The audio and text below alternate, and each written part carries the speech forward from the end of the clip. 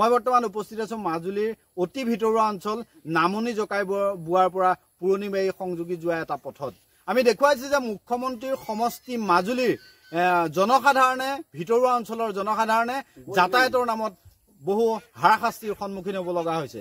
বহু ছাত্ৰ ছাত্ৰীয়ে অহা যোৱা কৰিবৰ বাবে এই পথটোৱেদি অহা যোৱা কৰিব লগা হয়। বহু ৰোগীয়া ব্যক্তি এই পথেদি নিতৌ অহা যোৱা কৰে।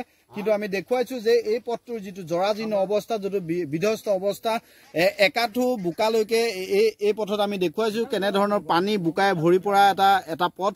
এই পথটোৱেদি এই অঞ্চলটোৰ শ শ জনসাধাৰণে অহা যোৱা কৰিব লগা হয় মাজুলী সদৰ গড়মূৰলৈ।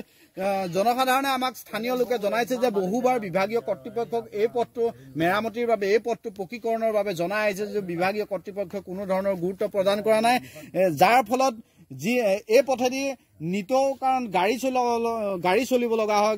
গাড়ীসমূহ যোৱাৰ ফলত এনেধৰণৰ ডাঙৰ ডাঙৰ গাঁতত পৰিণত হৈছে, পুখুৰী সদৃশ গাঁতলৈ ৰূপান্তৰ হৈছে এই পথটো। স্থানীয় লোক আছে, আমি তেখেতলোকৰ পৰা জানিবলৈ চেষ্টা কৰিম আচলতে কি ক'ব তেওঁলোকে। আহকচোন দাদা, কি ক'ব আজি? কি ক'ব চাওক, আজি পৰিতাপৰ বিষয় যে আমাৰ এই হেৰিয়াৰ মুখ্য পথ হিচাপে আমাৰ এইখনহে পথ, আৰু ইয়াত আমি বিভাগীয় পক্ষক কেইবাবাৰো অৱগত কৰাইছোঁ স্থানীয় ৰাইজ হিচাপে।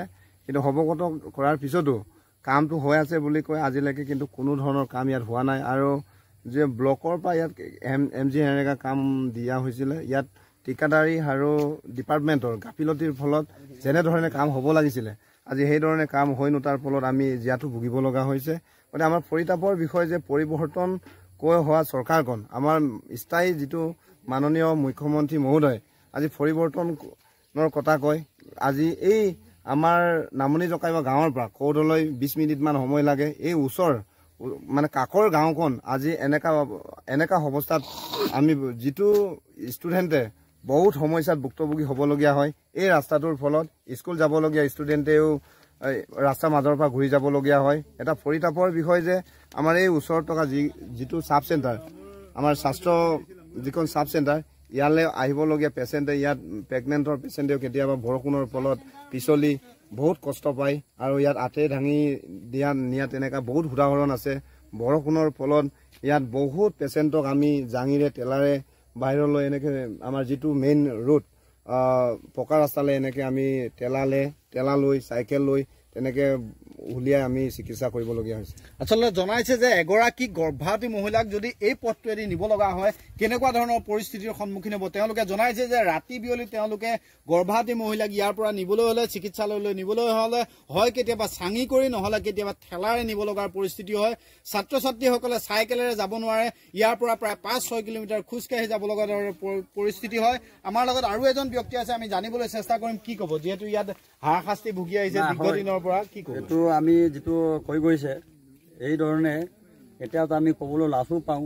এইখন আমাৰ আপোনাৰ নামনি জকাইবোৱাৰ পৰা ধৰি আপোনাৰ এই ফুলনিবাৰীলৈকে যোৱা ৰাস্তাটো যিটো নেকি সমস্যা হৈ আছে, এইবিলাক সমস্যাটো লৈ কিনে আমি দেখিও লাজ পাওঁ। আৰু লগতে আমাৰ এদিনাখন এনেকৈ 2-3টা আমাৰ এনেকৈ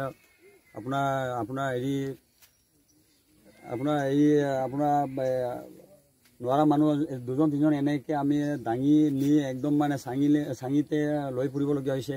সেইটোৰ কাৰণে গাড়ী যিকোনো ইয়াত নাহে, সেইটোৰ কাৰণে আমি অকণমান দুখ পাইছোঁ। লগতে যি চৰকাৰে যি কৰিছে আমি নাজানো, আৰু তাতে হ'ব লাগে এইবিলাক কাম যিটো হ'ব লাগে। ইয়াৰ পৰা মাজুলী সদৰ গড়মূৰলৈ কি কিলোমিটাৰ? গড়মূৰলৈকে আপোনাৰ 5 কিলোমিটাৰমান হ'ব। 5 কিলোমিটাৰলৈকে আমি মানে একদম ডাইৰেক্টলি যেনে তেনে হ'লেও ইয়াত মানে চাঙিটো লৈ কিনে আপোনাৰ পুৰণিবাৰীলৈকে দাঙি নিবলগীয়া হয়। এইটোৰ কাৰণে আমি কষ্ট পাইছোঁ। আৰু লগতে এতিয়া মানে ইয়াত কোনোবা এজনেও মানে জীয়াই থাকিবলগীয়াও মানে মৰি গৈছে এনেকুৱা অৱস্থা হোৱাৰ কাৰণে।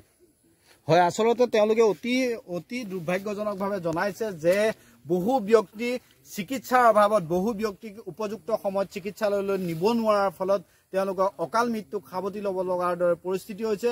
আচলতে মুখ্যমন্ত্ৰী মহোদয় যিহেতু মাজুলীৰ স্থানীয় বিধায়ক, তেওঁলোকে মাজুলীৰ বিভিন্ন ধৰণৰ বাট পথসমূহ নিৰ্মাণৰ কাম চলাই আছে, বিভিন্ন ধৰণৰ পকী পথ নিৰ্মাণ হৈছে, দলং নিৰ্মাণ হৈছে। কিন্তু সেই অনুসৰি যিসমূহ লখিমপুৰৰ সীমামূৰীয়া অঞ্চল আছে, লখিমপুৰলৈ সংযোগ হোৱা অঞ্চল আছে, সেই অঞ্চলসমূহত মুখ্যমন্ত্ৰী মহোদয়ে গুৰুত্ব প্ৰদান কৰিব লাগে। যিহেতু এই পথসমূহেদি লখিমপুৰৰ পৰা মাজুলীলৈ বহু ৰাইজ অহা যোৱা কৰে, আৰু বহু ৰাইজে মাজুলীৰ লগত তেওঁলোকৰ সংযোগ আছে মাজুলীৰ লগত তেওঁলোকৰ স্বাস্থ্য হওক শিক্ষা ক্ষেত্ৰৰ হওক সেই ক্ষেত্ৰসমূহ দিশত মাজুলীৰ আৰু লখিমপুৰৰ সীমামূৰা অঞ্চলৰ বাসিন্দাসকলৰ যিহেতু যাতায়াতৰ একমাত্ৰ পথ এইসমূহ পথ সেইকাৰণে মুখ্যমন্ত্ৰী মহোদয়ে এই পথসমূহ উন্নয়নৰ ক্ষেত্ৰত গুৰুত্ব প্ৰদান কৰিব লাগে বুলি স্থানীয় ৰাইজে মত প্ৰকাশ কৰিছে।